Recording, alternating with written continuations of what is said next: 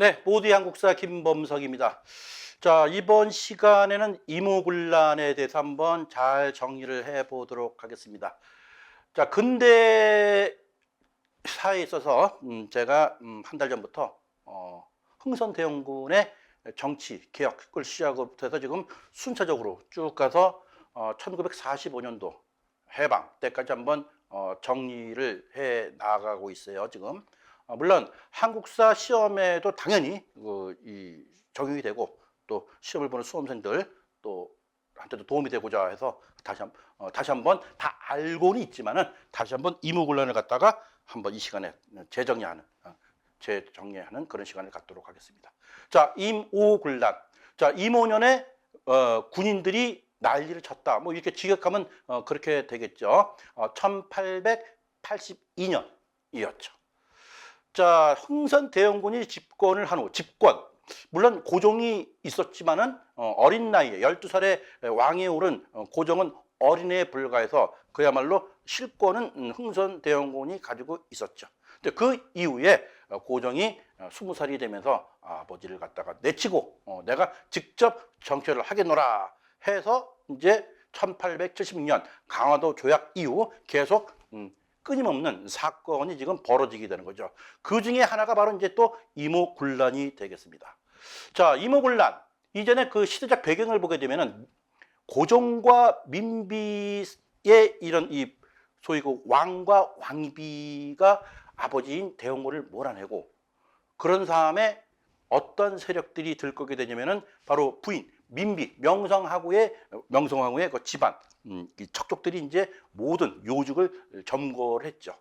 그런데 우리가 다 알다시피 민씨 집안이 정부의 모든 요직을 갖다가 이렇게 다 차지하면서 많은 부정과 부패, 타락이 계속 심화가 된 거죠. 그러니까 상당히 우려스러운 그런 상황이 벌어진 거예요. 그러다 보니까는 우리 백성들은 뭐 밀란도 뭐 여러 번 했지만은 사실 제가 여러 번 강조했지만 우리 백성들은 대부분 다 선하고 착하고 그냥 성실하게 밥만 먹여주면 크게 뭐라 그럴까요? 난리를 안 치는 그런 백성들인데 오죽하면은 이렇게 난리를 찾겠냐. 일단 이런 식으로 우리가 접근을 해야 될 것 같아요. 자, 방금 말씀드린 바와 마찬가지로 민비 집안의 척족의 무능, 그리고 부정부패가 너무 심해. 예를 들면은 뭐 이 정부에서 걷어들이는 각종 세금을 다시 백성들을 위해서 써야 되는데 이 모든 돈들이 다 뭡니까? 민씨 일가들의 어떤 사리사욕과 또 민비의 어떤 행사 뭐 이런 거에다가 돈을 쓰다 보니까는 이 예산이 백성들한테 안 가는 거죠. 자, 그래서 이런 것이 상당히 만연했다. 그러니까 백성들이 먹고 살기 힘든 그런 상황의 지경까지 이뤘다. 또 여기에 이제 개화를 하면서 개화 시기에 또 이렇게 우리나라의 이제 어떤 기본적인 뭡니까 군대 체제가 있잖아요. 근데 뭐 개화한다면서 별기군이라는 그런 또 신식 군대를 또 만들었죠. 만들어 가지고서 기존에 있었던 군인들한테는 대우를 갖다가 제대로 안 해주고 새로 만든 별기군한테는 또 대우를 잘해줬다. 그래서 불만이 많았다. 이것은 우리가 다 알고 있는 교과서적인 그런 내용이죠. 자, 별기군이라는 게 뭡니까? 별기군은 글자 그대로 뭐예요? 양반, 그러니까 뭐 특별하게 만든 부대인데 양반의 자식들을 선발해서 만든 군대가 별기군이에요.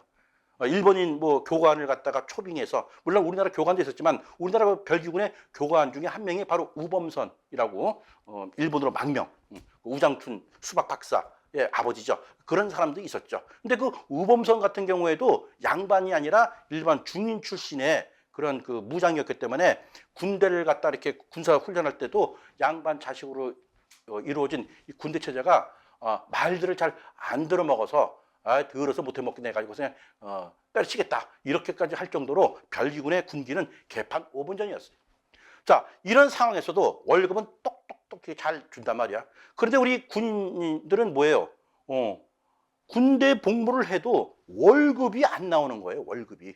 그래서 무려 13개월, 1년 하고도 1개월이 지난 상태에서 이제 이 뭡니까 불만이 극이 차니까 어쩔 수 없이도 아니죠. 하여튼 월급이라고 쌀을 내줬는데 그 쌀을 딱 보니까 뭡니까 그 쌀 안에 썩은 쌀은 물론이고 겨우 모래 같은 게 섞여서 완전히 1년 넘게 기다렸다가 나온 봉급이 그렇게 받아들이니까는 이제는 군인들이 완전히 이제 분노가 그게 달한 거죠. 그래서 이런 99년이 봉기가 그냥 간 거예요. 여기에 뭡니까 군인들이 또 집에 가면은 뭡니까 또 먹여 살려야 할 식솔들 있잖아요. 하다 보니까는 이제 이 도시 하층민도 합세를 하게 된 거지요. 이것이 이제 이모군란이 이제 팍 이제 불을 붙게 되는 거죠. 자, 그래서 이렇게 13개월 만에 받은 이 월급이 썩은 쌀과 모래가 있다 보니까 이게 야 이걸 월급이라고 주느냐? 다시 달라. 뭐 당연히 이건 뭐 이제 불만을 토로하고 시정 요구를 했겠죠. 하지만 여기에 야 이거 주는 대로 받지. 뭐 이렇게 말들이 많어. 야, 얘다 집어넣어. 그래가지고서 불만을 토로했던 그런 그 대표 군인들 갖다가 잡아다가 영창에 집어넣어 버렸어요. 그러니까는 이건 뭐예요? 이제는 이게 뭐 완전히 이제 열이 박친 거죠. 좋다. 말 들어보니까 또 뭐야? 이 4명 정도 이렇게 체포를 했는데 이 사람들 다 죽여버리겠다. 뭐 이런 또 소문이 또 막 이제 날라가는. 막 그러다 보니까 안 되겠다. 이렇게 당하느니 차라리 우리가 이놈들을 죽여버리자 이렇게 돼버린 거예요. 그래서 정부 고관, 뭐 민겸호라든가 뭐 이런 이 민씨 척적이죠. 선해청에서 여기서 그냥 쌀을 주는데 이 군인들한테 줘야 할 그런 돈을 가지고서 민비 개인적인 용도에 뭐 왕실에 무슨 뭐 결혼식이 있다, 잔치가 있다, 구판을 한다, 뭐 이럴 때 돈을 다 갖다 주고 정작 군인들은 이제 안 주고 뭐 이런 앞전에 말씀드렸지만 이렇게 해서 이제 그 정부 고관들 다 살해하고 또 일본인 교관, 너 일본은 일로 와, 다 죽이고 난리가 난 거예요, 난리가 난 거예요. 이렇게 해서 이제는 뭡니까? 뭐랄까요? 궁궐을 갖다가 그냥 아예 이 침범을 해버린 거야, 궁궐을 완전히. 자, 궁궐 침몰. 자, 이 궁궐 침몰은 언제 있었습니까? 우리 한번 잘 생각해 보세요. 우리나라의 경복궁 이 궁궐이 침범당해서 완전히 방화가 됐던 그 사건 기억나시죠? 자, 그렇다면 이것이 1592년도 임진왜란 때 일본군들이 쳐들어와서 불을 질렀다 했더니만 사실은 알고 보니까 우리 백성들이 불을 지른 거라고 우리가 알고 있잖아요. 왜? 선조가 백성들을 갖다 버리고 의주로 도망쳤잖아. 그러니까 백성들이 쿠오바데스 도미네가 아니라 임금이 어디 가시느냐 했더니만은 일본은 임금은 도망가고 에이 노비 무소유고 뭐가 다 불태버려. 그 사건 이래로 그야말로 한 300~400년 지난데 아주 큰 대사건이 벌어지게 된 거죠. 자, 이러다 보니까는 자, 우리의 국부 첫장. 그래서 뭡니까? 흥선대원군한테 찾아간 거야. 자, 흥선대원군이 어떤 사람입니까? 그야말로 백성들로부터 추앙을 받았던, 특히 양반보다는 일반 백성들한테 많은 지지를 받았던 사람이 바로 흥선대원군이죠. 자, 이 흥선대원군이 다시 한번 집권을 하게 되는 거예요. 이 집권을 하게 되는 과정은 이렇게 이모군란 때 난리를 치고 막 교관을 살해하고 그러니까는 고종이 아버지 정권 이양해 주겠습니다. 이런 식으로 가게 된 거예요. 그래서 흥선대원군이 뭡니까? 야, 진정들 해라, 진정들 해. 내가 다시 트라이하마 해가지고서 이제 그 뭐라 그럴까? 정부에다가 야, 지금 우리 백성들이 지금 완전히 지금 분노가 극에 달았다. 그러니 쌀을 갖다가 정상적으로 주고 모든 것을 갖다가 좀 이렇게 잘 하자. 그랬는데 말을 안 듣죠. 누가 민비가 아니 시아버지는 왜 또 나타나가지고서 또 시비냐? 야, 여봐라, 내 왕비님. 난리친 군인들을 갖다가 도륙을 해버려라. 뭐 이런 식으로 막말을 퍼뜨린 거야. 그러니까는 그냥 이 군인들이 일본이 교관 살인은 물론이고 막 정부의 요직들 한 11명 정도 뭐 흥선대원군 형도 죽이고 뭐 조카도 죽이고 이런 식으로 막 가는 거예요. 그러다 보니까는 이때 당시에 뭡니까? 김윤식, 어윤중이라는 우리 소위 개혁파, 온건 개혁파 인물들인데 이 사람들한테 명언해서 중청단에다가 이제 도움을 요청을 하게 되는 거죠. 자, 그 전까지 흥선대원군이 재집권해가지고서 다시 또 백성들을 어루만지는 거죠. 자, 이때 민비 다 죽여라 해가지고서 이제 민비 도망가는 거야 완전히. 명성하고 이제 그 사진 뭐 정확하지는 않겠지만 이 사진은 우리가 보통 알고 있죠. 그래서 민비는 도망을 가요. 무려 한 2달 가까이 51일간 이때 막 가마를 타서 변장을 하고 이것은 이제 어디 충청도로 뭐라 해야 이렇게 도망을 가. 그래서 민비 죽이자 그랬는데 이제 흥선대원군이 뭡니까? 민비는 죽었다. 시신이 없잖아, 그죠? 그래서 이제 민비를 죽은 걸로 가정해서 민비의 옷을 갖다가 관에다가 놓고서 민비 장례식 국사까지 치러버려. 그러니까 민비는 죽은 거야. 살아도 죽은 거야. 그죠? 그 와중에 또 민비는 뭡니까? 자기 그 척신들 또는 또 참모들이 왕비영마마 우리가 지켜드리겠습니다. 뭐 대표적인 사람이 뭐 홍계운이라든가 또는 뭐 여러 사람들이 막 도와줘. 내중에 이제 민비가 컴백했을 때 자기를 도와줬던 사람한테 많은 보상과 직계 부여한 거는 뭐 말할 것도 없죠. 자, 어찌됐든 간에 민비가 피신을 하게 됩니다. 자, 이때 이 민비와 고종 사이에 연결을 했던 이 연락책들이 이제 현재 상황은 어떻고 뭐가 어떻고 이제 보고를 했겠죠. 이제 그런 와중에 뭡니까? 이제 청나라가 이제 들어오게 되는 거죠. 자, 청나라가 약 3,000명의 군사를 이끌고, 그죠? 마건충이라는 이제 중국의 이제 외교관, 정치가죠. 데리고 와서 이제 개입을 해서 이모군란을 일으켰던 주동자를 비롯해 가지고서 많은 군인들을 갖다가 이제 학살을 해. 신분증 봐. 군인이야? 쳐 죽여. 그래, 죽이다. 나 죽여봐라 해가지고 또 필사적으로 또 우리 그 이모군란 때 민중봉기들이 아직 청군하고 이제 뭐 피 튀기는 싸움을 했겠죠. 막 칼로 찔고 엄청나게 이제 그 학살을 했죠. 청군들이. 바로 그 일대가 오늘날 왕십리하고 이태원이에요. 자, 왕십리 그러면 지금 제가 현대 사진을 올려놨는데 왕십리의 역사가 보이고 뭐 가도 왕십리 시도 있고 지금 아주 그냥 성동구의 아주 요지죠. 여기가 아주 상당히 그냥 뭐 그리고 또 이태원 그러면은 이태원 뭐 지금도 해밀턴 호텔, 크라운 호텔 뭐 이태원 참사도 있지만 정말로 젊은 사람들 많은 또 사람들이 유동인구가 많은 서울에서 상당히 중요한 그러한 그 메인 스트리트가 됐던 이 거리 왕십리 이태원이 바로 이모군란 때 청군들에 의해서 학살이 자행됐던 곳이다. 그러니까 우리 앞으로 왕십리를 지나갈 때 또 이태원을 갈 때 여기가 이모군란 때 청군들에 의해서 학살을 당했던 그 역사의 현장이다 라는 취지에서 제가 한번 이 현대 사진을 올린 거예요. 자, 이 왕십리 이태원에 군인들이 많이 살았죠. 그래서 왕십리 이태원이 우리 군인들이 많이 살았었구나 하는 것도 이번 기회에 다시 한번 제가 정리를 해드립니다. 자, 이렇게 해서 3,000명의 이 청군들이 와서 그냥 뭐 그 군인들을 죽인 거는 뭐 물론이고 또 일반 민간인들 그냥 뭐 또 못된 짓을 많이 했죠.